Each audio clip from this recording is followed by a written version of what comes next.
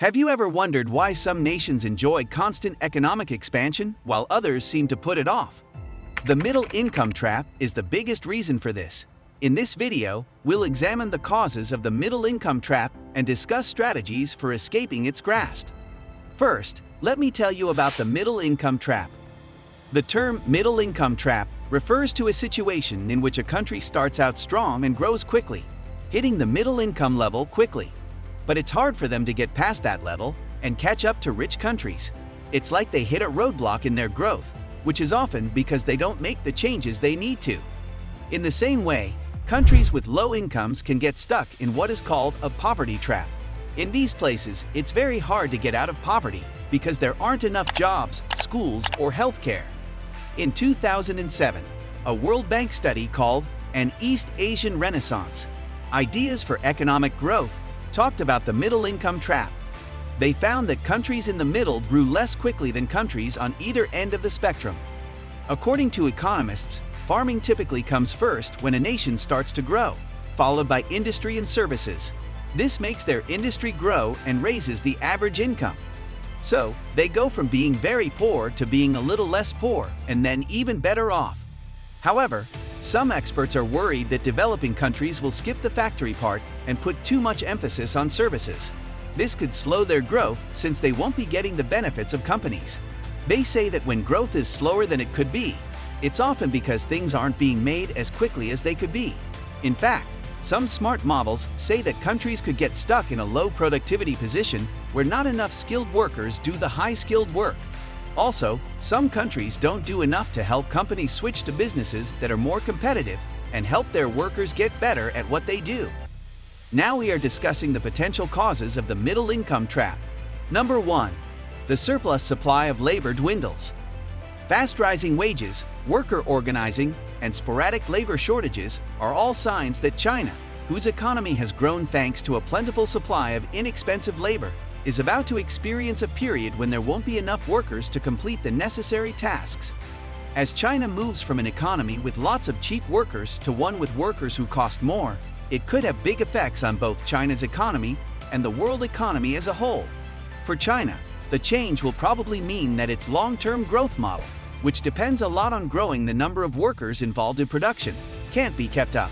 Because of this, the world's second-largest economy is likely to switch to a model of intensive growth that makes better use of resources and shifts growth away from investments and toward private spending. Number 2. Gains in productivity growth slow down. After the global financial crisis of 2007 to 2009, the rate at which we're getting better at using our work time wisely has been slowing down. This is called labor productivity growth. Guess what? The COVID-19 outbreak came along and made things even worse. This pandemic messed up a lot of things in the economy, like less money going into assets, people losing jobs and skills, and countries not trading as much. All of these problems will make it harder for countries that are trying to catch up to the more advanced ones in terms of how much they can make with their work. This is also not good news for getting rid of poverty. We'll need a big plan that covers a lot of areas to fix this and get back on track with making our work more effective. Number 3. Countries may start to age before they get rich. The number of people living in Southeast Asian countries like Indonesia, Malaysia, and the Philippines has changed a lot. The number of people living there has changed a lot in a short amount of time. Now, the tricky part is that some of these countries are still poor and haven't quite reached the amount of wealth they're aiming for. One worry is that their economies might start to slow down before they get really wealthy. So, as a country, they might end up getting older before they get really rich. The author of a study looks at what's been going on with the people in these countries, such as how many of them there are and how they're growing. Then, they talk about what this means for the future in terms of things like the retirement system, work, people moving around, cities growing, and how different groups of people are affected. Simply put, these countries' populations changed quickly. Now, the task is to make sure that people don't get old without getting rich, and to figure out how that affects things like retirement, jobs, and where people live. Number 4. Technology needs to become more sophisticated. Many countries that aren't yet very advanced are kind of stuck in the middle. They aren't getting as close to the big economies as they had planned. we'll look at 3 big problems that these countries have to deal with. First of all, it seems like they are trying to join the global business club, which is hard. They are also trying to be a part of these global supply lines while making sure their local businesses are doing well. Then there's the problem of keeping up with all the new technology and ideas. This situation is called the middle income technology trap. Because of how things are set up, some countries find it hard to add more value to their goods at home and improve their businesses. We are looking more closely at China, Brazil, and South Africa to see how these problems are dealt with there. We are looking at their plans and practices to find out how they plan to deal with these problems. Not only could this help these middle-income countries, but it could also help other countries that are still growing. Before we move on to the next one, we would appreciate it if you would subscribe to our channel. Number 5. Innovation is harder than simply copying what wealthier countries already do. It is much harder to come up with new ideas than to just copy what rich countries are already doing. In these rich places, a lot of money goes into research and development, there are great schools, and the business mindset is all about taking smart risks. They have everything they need to deal with the big costs and risks that come with coming up with new ideas. But for poorer countries, it's often smarter and better to tweak technologies that already exist instead of starting from scratch. They save money and time this way, and they don't have to be pros right away. It's like a shortcut to better living standards and a stronger economy. But here's the catch. If these countries always copy what the richer countries do, they might become too dependent on what those countries make. So, copying is fine for a while, but for long-term growth, these countries need to focus on building their own skills and processes for innovation.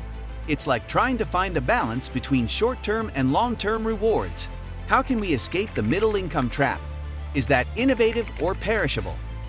Discuss why some Latin American countries fell into the middle-income trap and what Asia can learn from that. Imagine a country that's been in the middle-income zone for a long time, neither affluent nor poor. Their wages are too expensive to compete in cheap manufacturing, and their productivity is too poor to do high-tech work. This causes slow growth, stagnant wages, and more informal jobs. The key reason these countries fell into this trap was that they didn't focus on innovation. The market-led policy in Latin America didn't boost productivity or innovation. It led to lower industrial production and innovation. No one invested enough in their skills. Globalization made innovation harder because more countries were competing and technology was changing rapidly. The only way out of this trap is a solid innovation-focused plan with wise policies. Several Asian nations seek to rise from poverty to middle-income status. Some, like Bangladesh, reached lower middle income. Only a few, like South Korea and Singapore, became prosperous. Malaysia, Argentina, and South Africa are in the middle. India and Indonesia struggle to reach the middle. Most middle-income countries are in Asia and Latin America. By 2025, nearly half the world's population will live in Asian middle-income countries. Even in middle-income communities, disadvantaged areas can struggle if their income shifts. Who are the middle-income countries? How good life is for people in a country depends a lot on how rich or poor it is. The World Bank's main goal is to help countries fight poverty. To do this, it looks at each country's GNI, gross national income, per person. Then, they put all the countries into 4 groups: those with high income, those with upper middle income, those with lower middle income, and those with low income. Middle-income countries, MECs, are the ones in the middle. They can be either upper middle or lower middle. Every July, the World Bank changes the lines that divide these groups to keep up with changes in the world economy. Several nations have middle-class incomes. We split into 2 groups. Countries with a lower middle income, such as Iran, Lebanon, Nepal, Cambodia, Morocco, and so on. Places like Argentina, Brazil, Tajikistan, Romania, South Africa, and others are in the upper middle income bracket. Okay, then tell me your thoughts about your country. Does your nation suffer from the middle income trap? Tell us in the comments section, and thank you for watching.